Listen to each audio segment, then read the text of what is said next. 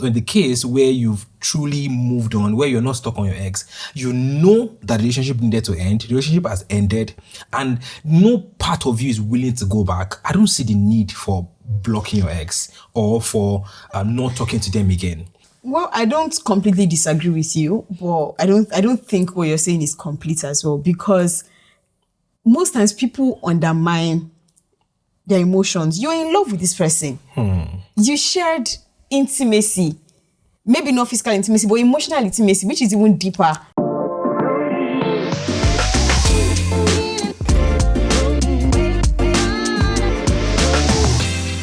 Yeah. 1, 2, ready, go. Keep mosquito.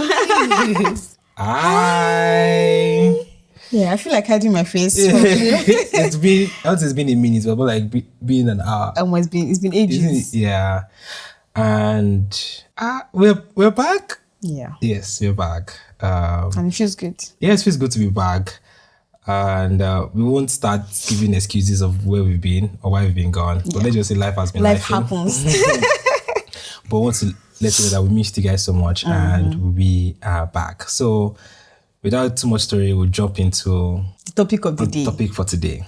And it's a hot one, if I do say so myself. Okay. So there's this constant arguments that we've had to talk to people about or advise people on, and it's a conversation on whether it is okay to keep talking to your ex. And if you're going to talk to your ex, to what extent? Some advocate for block them. Some say don't even talk to them at all. Delete their number, delete their existence. Can't even have a single picture of them on your phone. And today we will talk about it. So we'll go through some points. So my advice is watch this to the end before you make your decision. Because many things are involved. So let's just jump right into it. So okay. Should I start? Yes, please. Number one reason why I think concluding or making it a rule that you must block your ex or you must not talk to your ex is not acceptable or not necessarily practicable is because not everybody is still stuck on their ex. And this is what I mean. Not exactly practical. And this is what I mean. It's okay to block your ex when you know that you still have lingering feelings for them, when you know that you're still dreaming about them and you're still picturing the future you captured together. Sorry.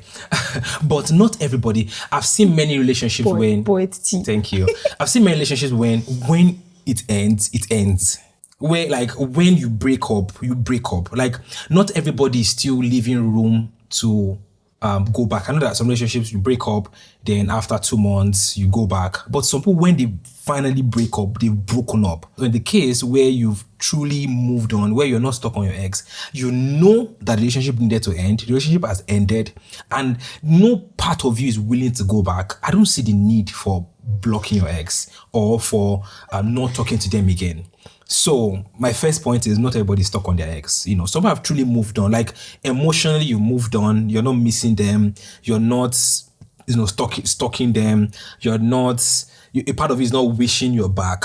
So that's my first point. Well, I don't completely disagree with you, but I don't think what you're saying is complete as well, because most times people undermine their emotions. You're in love with this person. You shared intimacy.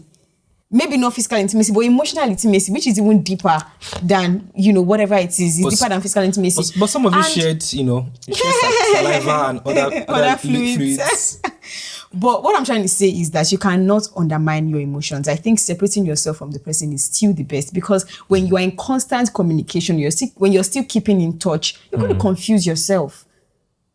Okay. You're going to confuse yourself. And then the person might just mention something or talk about something, and then next thing you're remembering something you both did. Shit. And then, it pops up again. This is something that happened to me.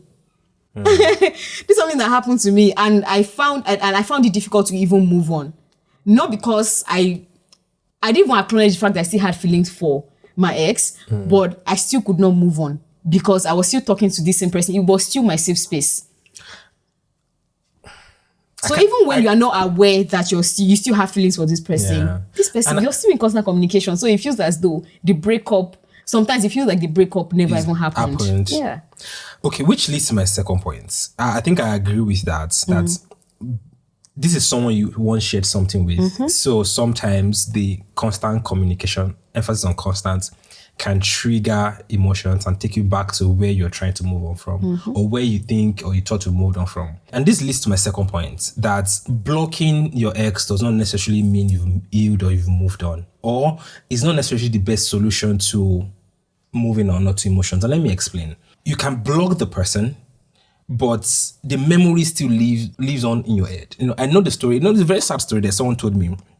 And it's a case where they broke up, not on good terms. I think even the breakup was not such amicable, set up and blah, blah, blah. But for over 20 years, they stopped talking. They never talked. They were never in touch. Nothing happened. They were just in their different places. But after 20 years, they just stumbled on each other, I think at the airport or something, at an airport. And the old flames they've had resurfaced and they started having affairs, because at that time they had married, they had children.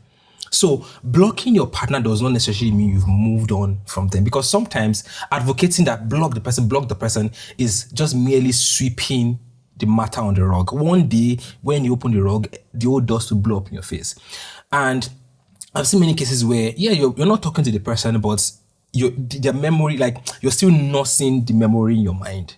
So if blocking would help you achieve that, by all means, but sometimes you have to be honest with yourself with the action you're actually taking, because you can block the person, but now you're married to your partner, you're in the other room, but is the person speaking as your mind.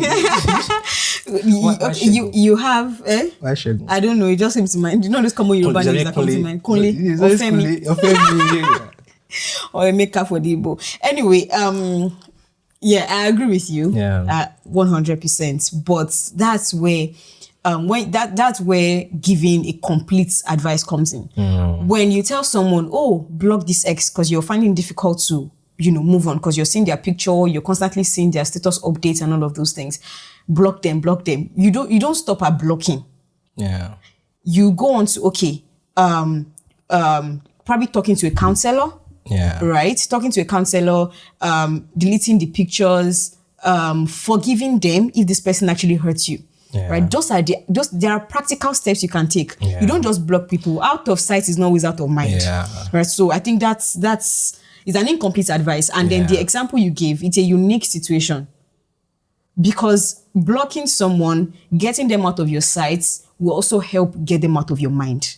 So you cannot completely push that aside. So is that thing where you get them, you block them, you get them out of... You think you've moved on because you're not in active communication. Now, many years later on, you now see, and now all the emotions are rushed back. That's what I'm saying. That's where complete advice, that's why taking practical steps, actually. Absolutely. I agree with you. So I think the advice is do what you need to do, but not as a band-aid, but as thorough healing. Do the thorough job, not just the easy temporary fix. Now leads my next point of sometimes why it is difficult to block or stop talking to the person.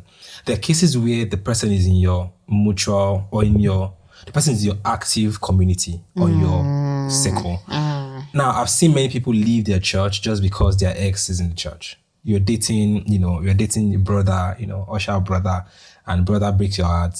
And now because the brother is always usher, it's always in the front. Now you can't imagine being in the church and you leave the church. And this is one of many practical instances. There's a case where you have mutual friends. So if you're telling the person, so imagine this is coming from, imagine you're dating, it's your friend. Now you cannot, anyway, just continue. So imagine, let's say, for instance, you have an ex, and I'm saying you can't talk to your ex again, blah, blah, blah. But the ex is in the same mutual circle as your friends. Not talking to your ex means literally dumping your entire friendship circle. Imagine you had a business together. You have investment together. So I believe that the solution in that case is not talking to the person, but building a system where you can still, where there's sort of like a reasonable boundary, a defined boundary, but completely blocking the person or not having a relationship is not the solution. You have a business together. Is there a way in which maybe you can liquidate your own asset or have a structure where you're not actively running the business? Where, of course, you're not setting yourself up. I say, don't worry, we can still, do business together, and but sometimes you have to do business together. Yeah. So in that case, you might just need to define it, okay, what we are is friends, nothing else, or for the sake of the mutual friendship. So yeah. I agree with you. And I don't want to say sad, but it's a very dicey situation that involves you being completely honest with yourself. And it also involves you prioritizing yourself. You have to be honest with yourself, because you cannot just keep saying, oh, it's just business, there's no pleasure. Monday, that business, pleasure will enter. Do you understand? The business will become pleasure. Yeah. Right? So you have to be honest with yourself. Am I really over this person? Is this truly strictly business? Right? Because I can understand, date your friend, and then you end up dating someone you're close to in a circle of friends. And then when you want to hang out with your friends, this person is present. It's a very tough situation to be in. And maybe for a while, you can just see, those other friends separate from when your ex, I want to say boyfriend, when your ex is in that circle, right? So just the point here is, like I said, every relationship is unique. Every breakup is unique. Yeah. So just make sure whatever it is you're doing, you are prioritizing yourself, prioritizing your healing, prioritizing your mental health, and prioritizing everything that has to do with you. Because at that point in time, you're the most important. All right. And I'm sure your friends will understand, even if you have to separate yourself for a while. Yeah, for a while. Now, my next argument, or next thing I tell many people when they just advocate for blind blocking or cutting off is sometimes, not sometimes, the idea of the Christian perspective to forgiveness and healing sometimes will warrant you actually opening yourself up to the person. I know the person, sometimes the relationship ends in hurt, the person did you bad, did you dirty. Now, blocking and not talking to the person might you actually acting on bitterness as against forgiving and moving on, which is actually the harder thing to do. That's important. So sometimes the immediate thing to do is not blocking, is, like you said earlier on, is seeking for healing. And sometimes that will mean forgiveness. And that will mean literally talking to the person. That will mean keeping the person in that active circle where you are, but now you doing the self-work to get yourself to the place where you can see the person and wish the person well, where you can see the person and pray for the person, where you can see the person and you don't feel that bitter, just want to stone them something. So the Christian perspective does not really give room for blocking. If your friend hurt you, forgive. How many times you forgive? 70 times 7. Of course, this is not forgiving and leaving room for them to still hurt you or put yourself at a disadvantage. But jumping to block them, you might be nursing bitterness. You might be nursing unforgiving attitude. So I think it still brings us to the point of taking practical steps. Like I said earlier, blocking is not the end of it. Blocking is not healing, as we said before. So it's taking practical steps. Okay, I've blocked this person. I forgive this person. Right. I've seen cases where people, instantly block their exes and like, I'm so done with this guy. I'm so done with this girl. And then after a while, in the process of their healing, they are moved to reach out to the person and say, hey, I know you hurt me and I forgive you. So that's still part of healing. And then from saying that, they still go back to blocking them, right? But that way, bitterness is out of the equation. And you know that, okay, you've not just forgiven this person within yourself, you've communicated it to them as well. That's not necessary, right? It's just some people choose to do that. So I think what you said is very important, just letting bitterness out of the equation, because at the end of the day, as believers, it's not right to harbor bitterness, hatred in our hearts. Yeah. And if necessarily, you have to be in constant communication, because I know people who actually break up on good grounds, right? For whatever reason, maybe the relationship was not even just meant to be, and the emotions were not even, that strong in the relationship. But I know people like that. Just make sure whatever it is you're doing, keep your boundaries. Make sure there's a line that this person cannot cross. If you used to go to each other's houses before, that has to stop. You're not just doing this to protect yourself, you're doing it to protect your potential partner, your future partner, whatever. Yes. So, and it starts with you doing it while you're still, single, instead of just, thinking, oh, the other person is being controlling for wanting you to stop doing the things you used to do. They're not controlling, they're just looking out for you, and they're also jealous, rightly so. Yeah, and I absolutely agree with you. I'm not for, oh, you must talk with the person. It's on what are the peculiarities of the relationships, on what ground did you break up? All those would determine or would influence how you go about what step you take, because sometimes the important thing to do is actually blocking the person. Imagine you dated somebody and you are done, you moved on, the other person is still open. A part of them still saying, don't worry, you come back to me, or I still want you. But if you keep the line of communication open, then you might just be giving false hope that, maybe she'll come around. Oh, don't worry, we've broken up and they came back the last time. So sometimes you take the action step, not necessarily for you, but for the other party. So I absolutely agree on that. So I think things to consider is you have to ask yourself, do I still have feelings for this person? Yeah. Do I still have feelings for this person? Because feelings, they don't disappear overnight. You dated someone for 2 years. After breaking up, you won't just stop. You won't forget the good times. You won't forget the good things you shared. So you have to ask yourself, do I still have feelings for this person? And I think another thing to consider is how often do we communicate? Yeah. Right. If you communicate often, rightly so, how did you even, if you want to get to know anybody, how does it happen? If you fall in love with someone, how does it happen? It's in constant communication. Communication is powerful. How did you fall in love with me? From communicating. We're talking for hours.